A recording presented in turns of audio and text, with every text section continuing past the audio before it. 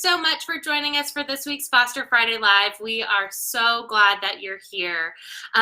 Today we are talking about the foster parent liaison. Randy is here with us, and we are so glad to have you. So as you join us, I hope that you will let us know that you're here. Just say hey or drop a comment. And as you have questions for Randy, Randy's job is going to tell us a little bit more about it, but her role really is to assist foster parents, help answer your questions, solve problems, find solutions, get you connected. So as you have those things, remember confidentiality, of course, but you can just put those in the comments and we will try to answer those lives. But if not, we can definitely get y'all connected after this via email or something else. But will you introduce yourself to us? Just tell us a little bit about yourself. All right, I'm Randi. I've been kind of in and out with DSS since about 2012. I actually started as an intern with APS, and then I was a foster care worker for Lexington and was a program coordinator for Guardian Ad Litem, did licensing, and I also supervised Midlands, the initial foster licensing.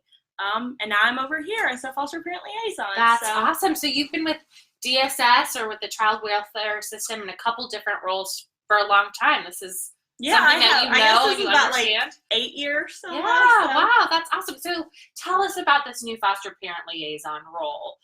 You know, what do you do and why does it exist? Why was it created? Okay, so it originated from the Michelle H. lawsuit.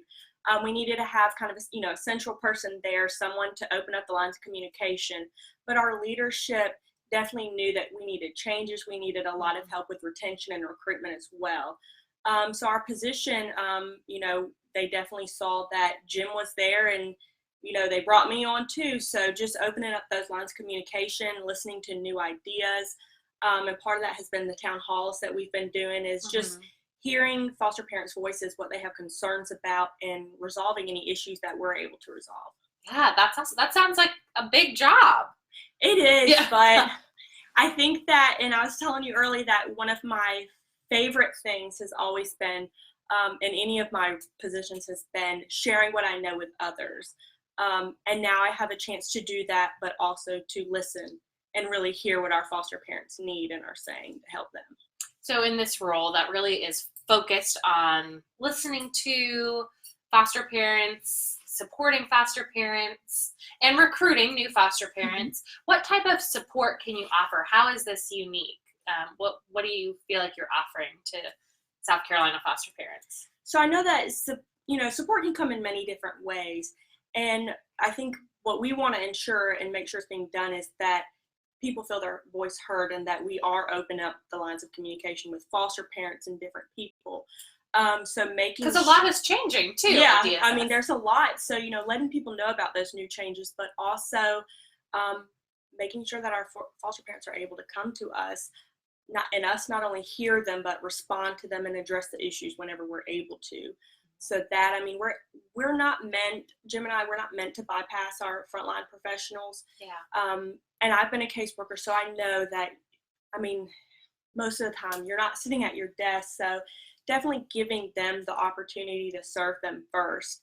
And then if issues or they have concerns that aren't able to be addressed by them, come to us. But if they have questions about they need links or resources, or they're not really sure who to contact about this, we're more than happy to help. Right. So now, how does that change between maybe a DSS licensed foster parent and a foster parent that's licensed with a private licensing agency? So, and I think that's one thing sometimes people don't know, you can be licensed through a private foster care licensing agency, and those differ by county, but those are available, so does your role and how you can help, does that change based on how they're licensed? We're able to help. Jim and I, we've helped anybody who's called us. So we've helped, people who weren't foster parents just call us like, oh, I thought this was another line. Kinship families, adoptive families, therapeutic families, families that are thinking about being fostering and just want additional information. So we're there for everyone. I mean, we have the same mission and we want to be able to help everyone. Yeah, that's awesome. So what are some of the common concerns that you hear? You're talking to a lot of people every day. You probably have a very full inbox, a full voicemail. You're talking to all these people.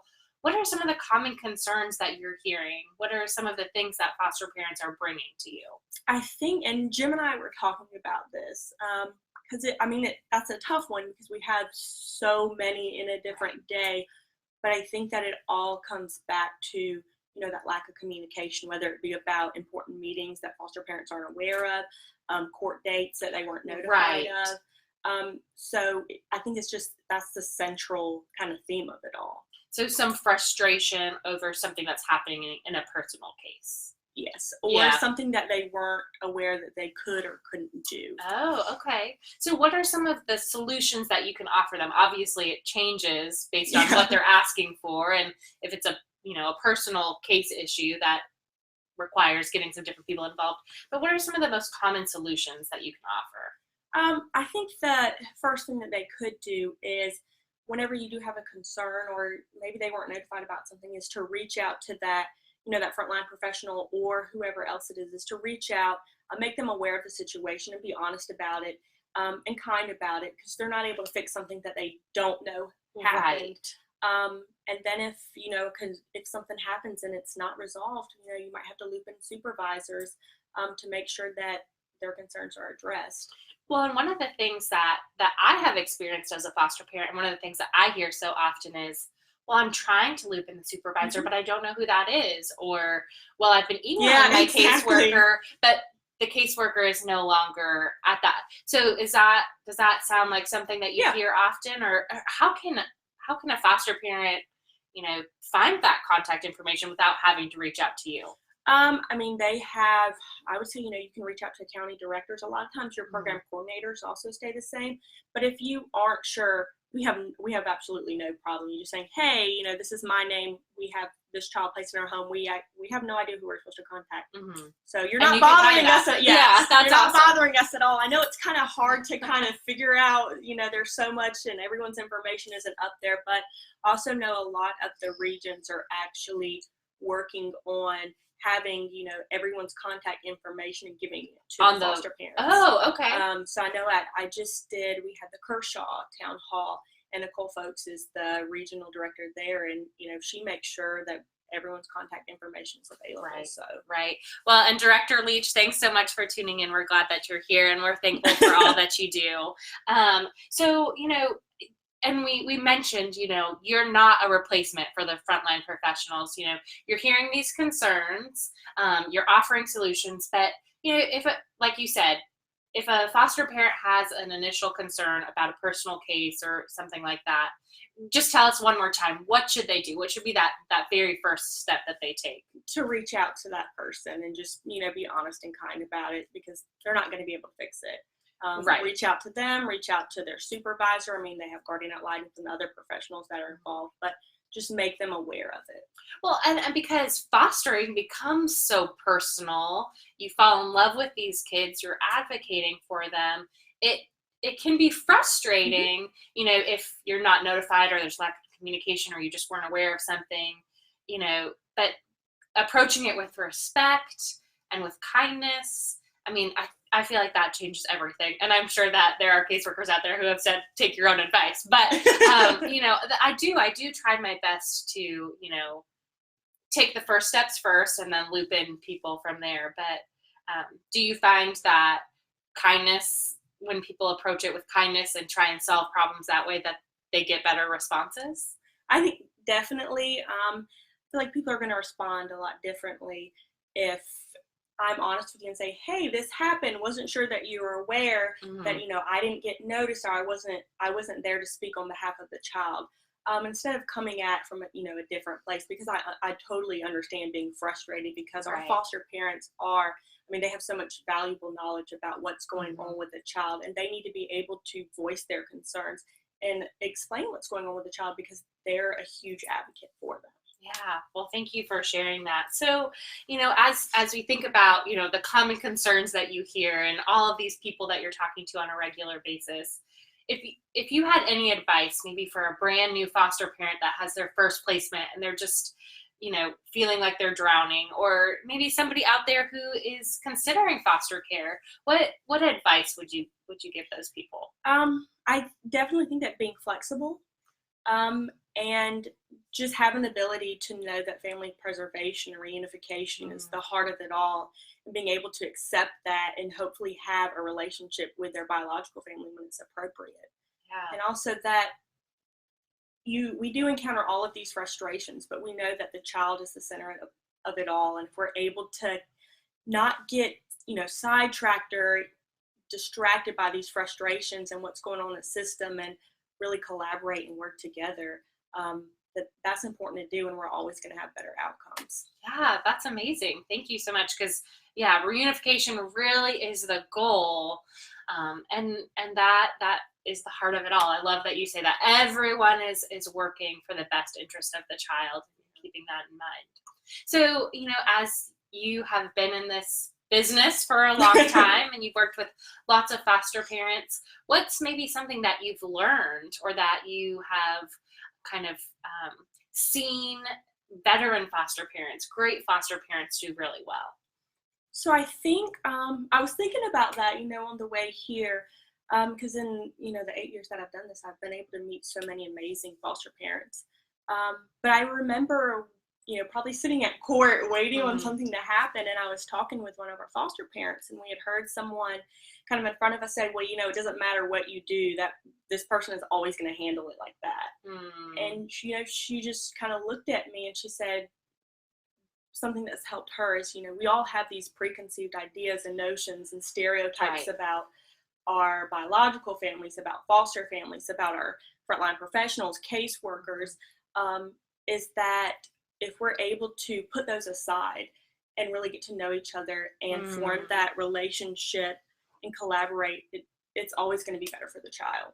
Right. Those relationships are really key. And I have found that, the caseworkers that I'm so grateful for are the ones that get to know the child and that get to know me. And, and with that, I get to know them. They let me in, an appropriate way on their life, and we can build friendships that way. Those relationships are key. And as we open our family up to the children, and when appropriate and responsible, the biological family, those relationships are key too, because I feel, selfishly, I feel so much better when I say goodbye to a child if I have a relationship of some kind with the person that they're going to. Exactly. And I can feel, some sort of confidence that I know what's going to happen, or that if, for some reason there were a problem, that they would reach back out to us.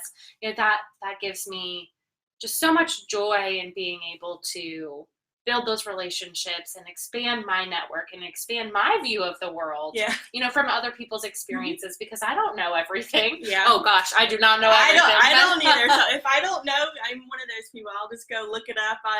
Jim will be like, Randy, what are you doing? I'm like, I'm just reading about this. And he's like, okay.